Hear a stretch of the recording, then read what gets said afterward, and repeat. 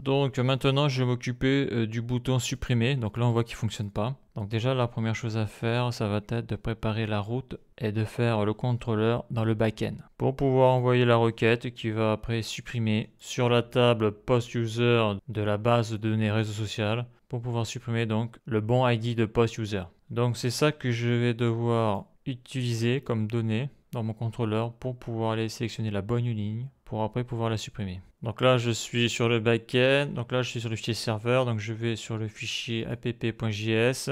Donc là, il y a les différentes routes, en tout cas le début de l'URI là. Donc moi, je vais aller sur post. Donc je vais sur mes routes, post. Et donc c'est ici que je vais rajouter ma route delete. Donc déjà, la première chose que je vais faire, c'est la créer sur Postman. Donc j'avais déjà créé une route delete API fiche user, ça c'est quand j'ai fait mes routes il y a longtemps. Donc je vais me baser sur cette URL là, je fais un CTRL-C. Donc là je vais créer une nouvelle route, CTRL-V. Donc je vais pas l'appeler fiche user, je vais l'appeler post avec un S et je mets un slash. Donc j'ai besoin de l'ID du post et j'ai besoin de l'user ID de la personne qui l'a créé. Donc là par exemple on va prendre l'ID 210, ID de post 210 parce qu'il existe sur la base de données. Donc là, je vais mettre 210. Et là, je vais me connecter avec l'user ID 43. Alors attends, pour que je puisse supprimer le 210, donc le post 210, il faut que ce soit l'user ID 43 qui se connecte car c'est lui qui l'a créé. Donc ça, c'est bon. Le post c'est 210 et l'user ID c'est 43. Donc là je me connecte pour avoir un nouveau token. J'ai le token d'authentification CTRL-C. Je vais sur ma nouvelle route. Donc c'est une route bien sûr delete. Je mets le token meilleur token, CTRL-V. Donc on a dit c'était 210 au niveau donc de l'ID de post user. Par contre au niveau de l'user ID c'est 43. Voilà ce que je dois fournir. Donc le param c'est bon, voilà. Donc quand je ferai ma requête vers le backend, quand je ferai un send, ça devra supprimer la ligne sur la base de données. Donc là la route n'existe pas, donc j'ai une cannot delete. Donc là maintenant je vais enregistrer cette route et je vais l'appeler feed delete et je vais m'écrire un post save. Voilà, feed delete un post, c'est bon. Au moins je sais à quoi ça sert. Donc on voit qu'il commence à y avoir pas mal de routes. Et donc quand j'envoie une requête, on voit que j'ai une erreur 404, c'est normal. Donc j'ai bien mis post avec un S, ça c'est bon. Donc là je vais sur mes routes. Donc là je vais faire routeur.delete, c'est une route delete, underscore, slash. Et donc là j'ai besoin de passer l'ID de poste. Donc je vais écrire ID, virgule. Donc après il faut passer le middleware d'authentification. Et après il faut aller sur le contrôleur. Donc je vais l'appeler delete one. Donc c'est pour supprimer un post. Parce que là on peut voir on a read all, create post et là on aura delete one post. Donc là je fais un CTRL-C. Ça je le ferme. Je vais au contrôleur. Ici c'est les posts. C'est bon. Create post, read all post. Donc je vais le faire ici. Export.CTRL-V égale, donc je vais marquer async, la request, la response égale la flèche, les accolades. Et là je fais un console log. Je suis dans le contrôleur, donc c'est l'anglais, hein, controller, delete one post. Donc ça c'est pour le debug. Donc là maintenant il faut que je l'importe ce contrôleur dans la route post. Donc l'importation se fait ici, virgule, CTRL-V. Maintenant il n'y a plus d'erreur. Je vais ici, c'est bon. Donc là, si je teste ma route, j'envoie une requête et là, il y a une erreur, comme par hasard. Donc là, c'est une erreur 404, donc il y a une boulette quelque part. Bon, je vais sélectionner ça, ça c'est bon. Donc la route delete. Ouais, là, il manque les 2 points. Là. Parce que là, cette route delete, je me suis inspiré de la route que j'avais fait sur fiche user. Donc sur fiche user, donc dans le contrôleur, bien sûr, fiche user. Donc j'avais fait une route delete, update, elle est là. Donc je me suis inspiré celle-là, sauf que celle-là en plus quand je delete, je supprime l'image. Là ce qui est bien c'est un post, il n'y a pas d'image à supprimer. Donc ça on l'avait vu dans une des vidéos précédentes sur Node.js il y a déjà quelques temps. Ok, donc ça je cache. Donc je reviens sur mon contrôleur post, je vais sur Postman, là ça devrait être bon. Voilà, parce qu'il manquait les 2 petits points, il ne recevait pas l'information du 210. Donc là, authentification ok, je passe au middleware suivant, je suis dans le contrôleur delete one post. Donc là je suis ici, ça fonctionne.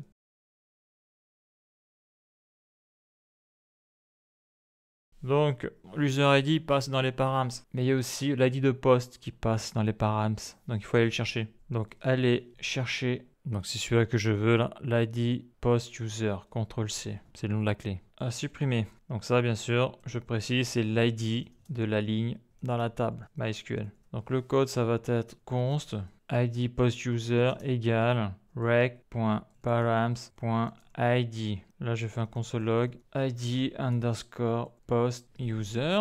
Maintenant, je vais l'afficher. Console log. CTRL V. Donc là, si j'envoie une requête, j'ai récupéré l'id de post-user 210. Donc là, il y a deux cas possibles. Soit je fais le contrôleur simple pour supprimer la donnée sans contrôler au niveau du backend qui a créé la donnée, comme le bouton sur le Fontaine n'est plus apparent. Ou alors, je fais aussi dans le contrôleur le contrôle que j'ai fait un peu sur le Fontaine, mais là je le fais sur le backend pour contrôler que la personne qui fait la demande de la suppression de la donnée ait créé la donnée. Donc déjà j'ai envie de faire le contrôleur basique, c'est celui-là que l'on voit souvent, mais celui-là bon tu peux le pirater facilement en tout cas pour la suppression de données. Donc là je vais faire un try, catch, donc on catch l'erreur et on fait un res.status 500.json et là je fais error. Donc là pourquoi il met majaltef? Ouais d'accord, il manque une accolade. Majaltef, voilà. Donc la requête pour supprimer la ligne dans la table post-user grâce à la colonne id post-user. Donc ça va être const query SQL égale altgr les backticks entrée. Donc là la requête il faut la faire. Donc là par exemple je vais supprimer le 211. Donc je vais dans SQL, je fais delete, le 0 je le vire. Donc ma colonne c'est id post-user et j'ai dit que je voulais supprimer 211. Là, je marque 211. Donc, à noter que si tu coches rollback à la fin, là, ta requête sera exécutée, mais les modifications que tu auras faites seront annulées. Donc, tu peux faire simuler la requête. Donc, la simulation est bonne, mais ce n'est qu'une simulation. Là, j'exécute la requête. Donc là, je clique sur OK. La requête est exécutée, mais un rollback a eu lieu, donc tout a été annulé. Si je vais sur parcourir, on voit que 211 est toujours là. Donc, je retourne sur SQL. Je fais un CTRL V. Là, par contre, j'exécute sans rollback. Par contre, j'ai toujours automatiquement d'activer la vérification des clés étrangères. Je fais exécuter. OK. Et donc là, maintenant, on va voir que le 211 n'est plus présent. Donc la requête fonctionne. Elle a bien effacé la ligne. Donc la requête, je vais la mettre ici et je vais la mettre là. Donc il faut supprimer les backticks, tous les backticks. Voilà. Et puis là, je vais utiliser le point d'interrogation pour faire l'échappement. Bien sûr, il faut un backticks ici. Alt-G, touche 7, espace. Voilà. Donc après ici, là, point virgule, là je mets la value, const values, égale, dedans on y met un tableau et on y met l'ID de poste, CTRL-C, CTRL-V. Donc ça c'est pour éviter les injections SQL, ça on l'a déjà vu plein de fois. Après comment ça marche exactement, je suis pas sûr, mais voilà. Et donc après ça va être l'envoi de la requête vers la base de données MySQL. Donc là je mets un await, mais on va voir que Visual Studio Code me dit que c'est inutile, donc c'est MySQL Connection, probablement qu'à l'intérieur de cette fonction là, il y a déjà la promesse, en tout cas tout est prévu à l'intérieur. Donc dedans on y met la query qu'il y a ici là, la requête SQL. Après j'y mets, alors c'est dans un tableau, la values qu'il y a ici, values.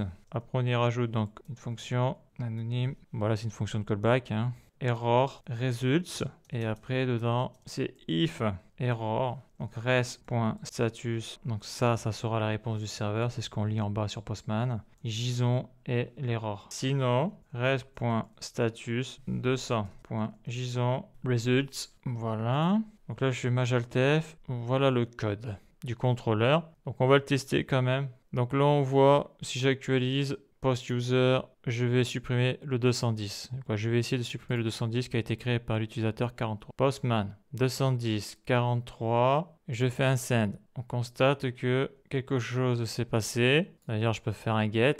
Est-ce que je le vois le 210? Ouais, mais il doit être tout en bas là. Le 210, on le voit là. Bon, on va aller sur la base de données, ça sera plus simple. Donc là, j'actualise la base de données. Le 210 a disparu. Super. Donc là, je suis connecté avec le 43. Donc je vais essayer de supprimer le 14. Si je peux supprimer le 14, ça veut dire que mon contrôleur, il n'est pas fiable, quoi. Donc là, je vais lui mettre, donc c'est bien le post-user 14. Et on voit que c'est l'user ID 2. Moi, actuellement, je suis connecté avec l'user ID 43. Au niveau du token, donc c'est le 43. Donc là, si je mets, j'ai dit quoi? 14. 14, c'est avec l'user ID 2. Donc je mets 14. Je mets 14. Est-ce que je peux... Non, c'est pas ça. C'est ici que ça se passe. 14. Est-ce que je peux le supprimer? J'ai envie de dire oui, parce que je vais passer le middleware d'authentification. Et ouais, voilà. Donc là, j'ai supprimé un message depuis Postman que je n'aurais pas dû pouvoir supprimer. Donc là, le 14, si j'actualise, il n'est plus là. Voilà. Donc là, c'est le défaut de mon contrôleur. C'est qu'il ne contrôle pas avant la suppression si la personne qui demande la suppression l'a bien créé. Donc c'est vrai que sur le front-end, le bouton n'est pas présent si c'est pas toi qui as créé le post. Par contre, depuis Postman, tu peux trafiquer le truc. Donc ça, c'est une faille de sécurité, ça. Donc j'en avais déjà parlé il y a longtemps sur mes vidéos Node.js. Je vais modifier mon contrôleur pour qu'il contrôle, bien que la personne qui supprime le message l'a bien créé.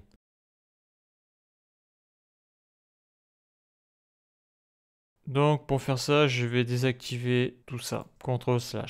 Parce qu'il va falloir que j'aille chercher dans la table post-user, grâce à l'ID post-user, il va falloir que je prenne l'user ID, après que je fasse la comparaison entre l'user ID que j'aurais récupéré ici, grâce à l'ID de fiche, et je vais le comparer à l'user ID que je vais passer dans l'URL. Donc là actuellement, j'ai l'ID de post-user que je passe dans l'URL de la requête. Donc là maintenant, je vais prendre l'user ID qu'il y a dans la requête URL. Je vais appeler ça const user ID URL. Et on sait que c'est dans user ID params URL, point virgule. Et donc ça après je peux le contrôler avec console log. Je vais mettre user ID URL, CTRL-C, CTRL-V, point virgule. Là je fais Majaltef, j'y mets les doubles quotes et je vais y mettre donc user ID dans la requête. Voilà, il n'y a plus qu'à contrôler si ça fonctionne. Donc je clique sur Send. Et on voit ici que j'ai bien l'ID de post-user qui est 208 et l'user ID qui est 43. Donc j'ai bien récupéré l'user ID et l'ID de post qui sont passés dans l'URL,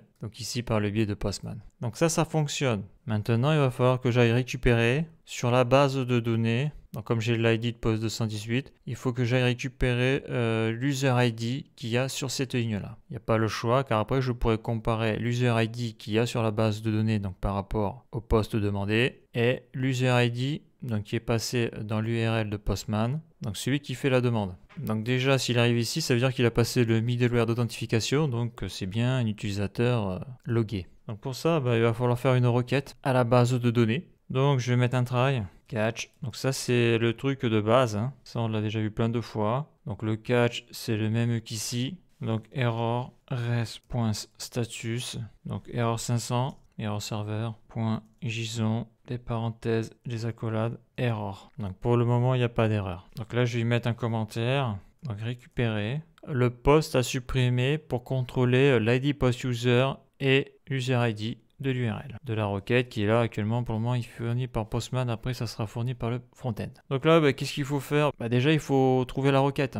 Donc là je suis bien sur post-user, pas de souci, donc je vais sur SQL, là je vais agrandir, F12, je clique ici, je clique là, je cherche la font size et je mets 25 pixels. Voilà parce que c'est trop petit, d'ailleurs je sais pas pourquoi on peut pas le régler depuis l'interface ici. Voilà, là c'est mieux là. Donc moi je vais vouloir select et ce que je veux récupérer c'est ça, c'est post-user user ID. Donc ça je supprime et tout ça je supprime. From, donc ça c'est ma table et après le where, donc c'est pas 1. Le where, donc ça va être la colonne où il y a l'ID de post, donc c'est ID post user. Et après, donc là, je vais faire un test avec l'ID, par exemple, 218. Donc je sélectionne tout, CTRL-C. Donc si je clique sur exécuter, il y a une erreur. Donc il y a une erreur peut-être parce que le 218 n'existe plus. Alors 218, si ça existe. 218, alors CTRL-V. Donc oui, non, c'est bien post-user, user ID. Je veux l'user ID de la table post-user ou de la colonne ID post-user. Et c'est bien le 218, ça existe, exécuter. D'accord, ok, ouais, c'est là. Le problème, c'est que c'est tout petit. Donc, j'ai bien récupéré de la ligne 218, de la ligne qui a l'ID 218, j'ai bien récupéré le post-user user ID qui est 46. Donc, je regarde, c'est bien ça, 218, 46. Donc, maintenant que j'ai ma requête, je fais CTRL-V, voilà ce que je vais devoir taper. Donc, const query SQL égale, je peux mettre les doubles quotes, je mets un CTRL-V. Donc je supprime les backticks, sinon ça marche pas. Je supprime ça, je supprime ça. Et là le 218, je le supprime. Je vais y mettre le point d'interrogation pour... Donc ça c'est bon. D'ailleurs je vais coller là, voilà. Point virgule. Après qu'est-ce que je fais? Donc après c'est la values, const values égale le tableau. Donc la value ça va être l'ID de post, user. Donc on avait vu qu'il y avait la donnée dedans, donc CTRL-V. Donc ça c'est la ligne de la table. Et donc après, il faut faire l'envoi de la requête.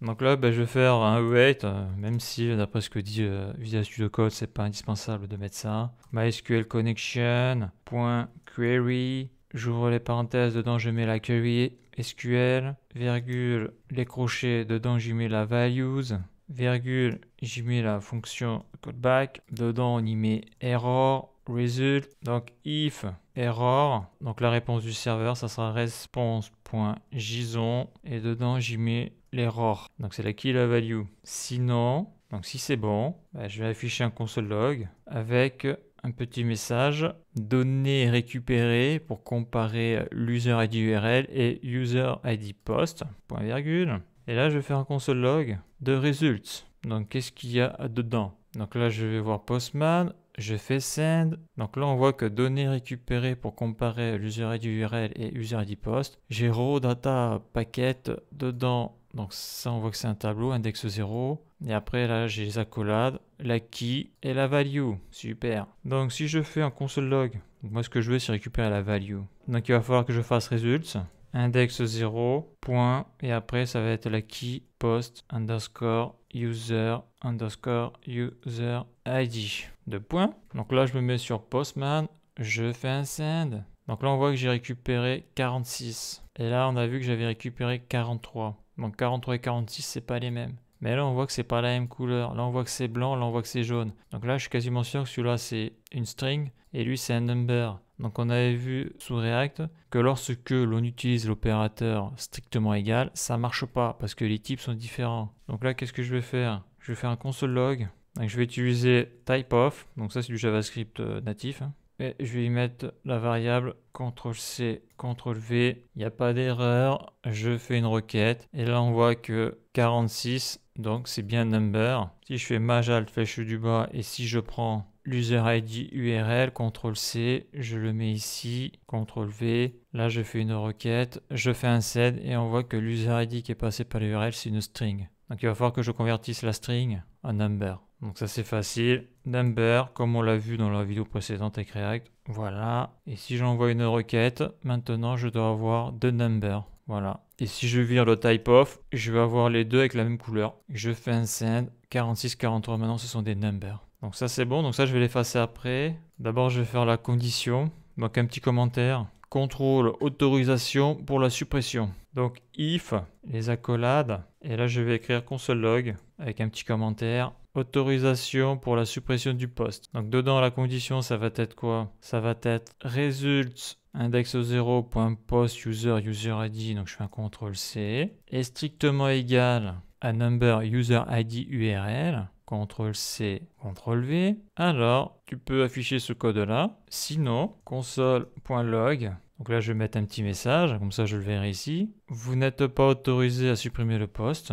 Et après la réponse du serveur, réponse.status. Donc là c'est forbidden, interdit, 403.json, les parenthèses, les accolades, un petit message. Et je vais écrire vous n'êtes pas autorisé à supprimer le poste. Donc est-ce que ça marche tout ça? Donc si je fais un send, donc là je vais mettre donc l'ID 218 du poste, l'user ID 43 et celui qui avait créé là, le poste 218 c'est l'user ID 46. Donc là je devrais avoir un refus. Message vous n'êtes pas autorisé à supprimer le poste. Ok. Donc moi je suis le 43, donc là il faut que je mette un poste avec l'ID 212, c'est moi qui l'ai créé. Donc là si ici je mets 212, ça devrait marcher. Send, voilà, autorisation pour la suppression du poste, c'est marqué en bas, super. Donc là maintenant j'ai fait la partie qui me permet d'autoriser ou pas l'utilisateur à supprimer le message s'il l'a créé ou pas. Donc après le reste c'est ça. Par contre il faut le mettre ici. Là, je vais mettre une petite délimitation au cas où ça planterait. Voilà le code que je dois rajouter là-dedans. Car on l'a vu dans la vidéo au début. Sauf que là, j'ai pas. Donc là, j'ai mon try. Là, j'ai mon catch. Donc moi, il faut que je récupère tout ça. CTRL-C. Donc ça, c'est dangereux ce que je fais parce que souvent, il y a des erreurs. C'est pour ça que j'ai mis des délimitations. Là, on voit que le code fonctionne bien. Donc s'il y a un souci, ça sera entre ici et ici. CTRL-V. Donc ça, je réactive. Ça, c'est quoi? Ça, je vire. Donc, est-ce qu'il y a des boulettes? Maj-Alt-F. Donc là, il y a une erreur. Qu'est-ce que ça dit? Il me dit syntax error await is only valid. Alors, await est seulement valide dans une ainsi que fonction à un niveau haut du corps du module. Alors, Google Translate est meilleur que moi en anglais. Erreur de syntaxe, attendre est uniquement, await est uniquement valide dans les fonctions asynchrones et les corps de niveau supérieur des modules. Ok. Syntax error. await is only valid in async functions and the top-level bodies of modules. Ok, donc là, je vais le virer. En plus, il met ça là. Await has no effect on the type of this expression. Donc ça sert à rien d'après lui. Donc ça, je le vire. Est-ce qu'il y a une erreur? Il n'y a plus d'erreur. À noter qu'il le met là aussi, mais il n'y a pas d'erreur. Donc là, je ne sais pas exactement l'intérêt de mettre ou pas de l'await. Maj Alt F, que c'est pareil, si je vire le async, ça marche quand même. Donc là, en l'état actuel de mes connaissances, j'en sais pas assez pour savoir exactement ce qu'il faut faire. Donc là, tout est bon. J'ai rajouté le code que j'ai fait au début de la vidéo. On dirait qu'il n'y a pas d'erreur. Donc ça, c'est la requête pour la suppression. Donc on voit que dans le contrôleur delete, tu as une première requête pour aller chercher la donnée et tu as une deuxième requête pour la supprimer. Donc ça, c'est bon. Donc ça, j'en ai plus besoin. Je le vire. Maj Alt F. Donc voilà le contrôleur. Super, ça marche.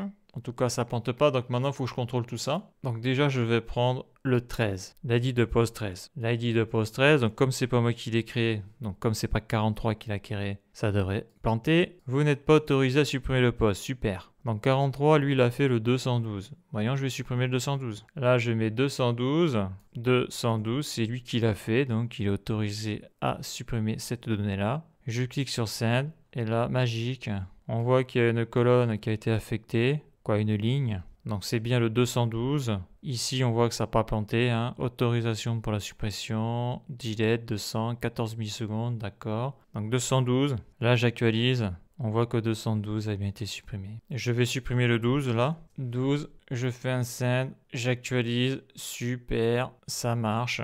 Voyons si je mets un chiffre bidon. 102. Qu'est-ce que ça fait? Eh ouais, ça plante. Ça plante parce que c'est pas prévu par le système. Bon, après, sur le back-end, il t'enverra jamais un chiffre qu'il n'a pas pris ailleurs qu'ici. Donc ça, ce cas-là, théoriquement, depuis le front-end, je l'aurai jamais. Mais si quelqu'un fait une requête depuis Postman avec des chiffres bidons, il peut tout faire planter. Donc ça sera une amélioration à faire. Faut que je me le marque. Car là, maintenant, je vais vouloir implanter donc cette route sur le front-end. Donc là, je vais actualiser, se déconnecter. Alors, je vais me reconnecter avec test02@test.com. 75, se connecter. Donc oui, le serveur a planté, c'est vrai. Donc comme le serveur a planté, je fais CTRL-C, npm start. C'est bon. Là, j'actualise. Test02@test.com. Je me connecte. Je vais sur l'accueil. Donc là, on voit qu'il y a eu de la casse sur les photos. Là, il y a eu pas mal de trucs là. Donc voyons, je vais sur fiche utilisateur. Donc là, je ne sais pas pourquoi, mais la photo a disparu. Je vais choisir une photo. Donc j'ai choisi la photo, je fais envoyer, je fais sur accueil. D'accord. Ouais, John Doe, il a plus de photos, oui. Donc, salut, ça va, ça fonctionne. Voilà. Donc là, si je vais sur la base de données, j'actualise. Donc c'est bien 43. Donc je vais supprimer le 221. 43, 221, 43, 221. Je fais un send. Je l'ai supprimé, ça fonctionne. Donc là, si j'actualise, parce que je ne l'ai pas fait depuis l'interface, la suppression, j'ai fait depuis la base de données. Si j'actualise, le Sava est disparu. Génial. Donc maintenant, il n'y a plus qu'à implanter cette route que je viens de faire avec le contrôleur là, qui fonctionne pour que lorsque j'appuie sur le bouton supprimer, le poste soit supprimé dans la base de données. Et donc avec le re-render, eh bien, le poste n'apparaîtra plus ici.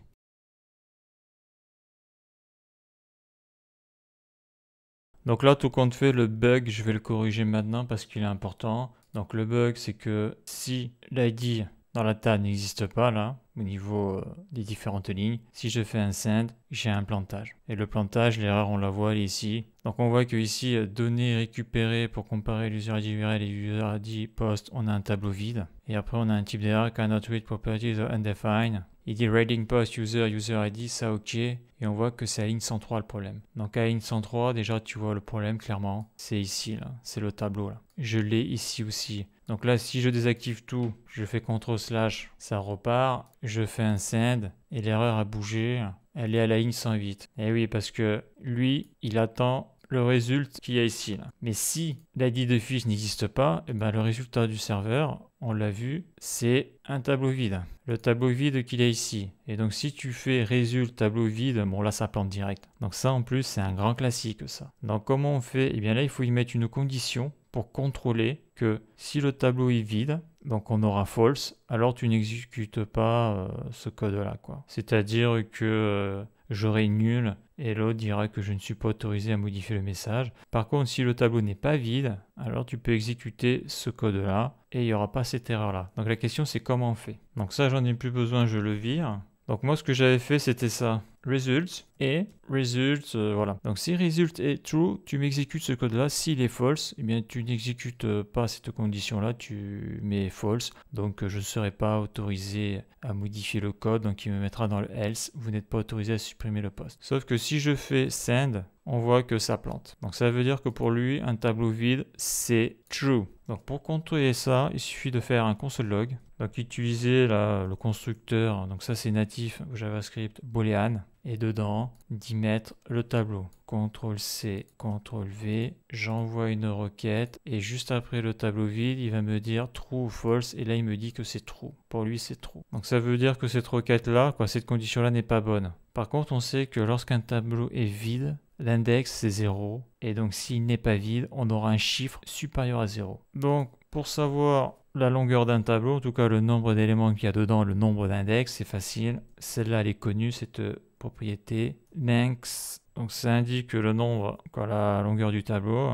Donc il faut que ce soit strictement différent, donc le point d'exclamation. Donc strictement différent c'est ça, le point d'exclamation est 2 égale à 0. Donc là si j'envoie une condition, qu'est-ce qu'il me dit? Je descends, il me dit true, donc là il devrait marquer false. Pourquoi est-ce que là j'ai fait une faute de typo? Voilà, c'est mieux comme ça. Results.gth, c'est ça. Donc là je recommence, je fais un send, donc là il devrait me dire false. Voilà, là j'ai false maintenant. Alors que si j'ai de la donnée, c'est true. Donc là je prends tout ça, CTRL-C, donc je le mets à la place de lui. Donc il contrôle ça, si c'est true, eh bien le code va continuer à s'exécuter, donc il va faire la comparaison. Ici c'est false, eh bien le if, la comparaison va être false et on va voir ce que ça fait. Il me dit que vous n'êtes pas autorisé à supprimer le post. Donc on voit que ça marche, je peux mettre n'importe quel numéro, celui-là il n'existe pas, je fais un send, super. Donc là, je vais voir la base de données. J'actualise. Lequel que je pourrais supprimer? Je vais supprimer le 222 vu que c'est le 43 qu'il a fait pour voir si ça marche toujours. Donc là, je mets 222.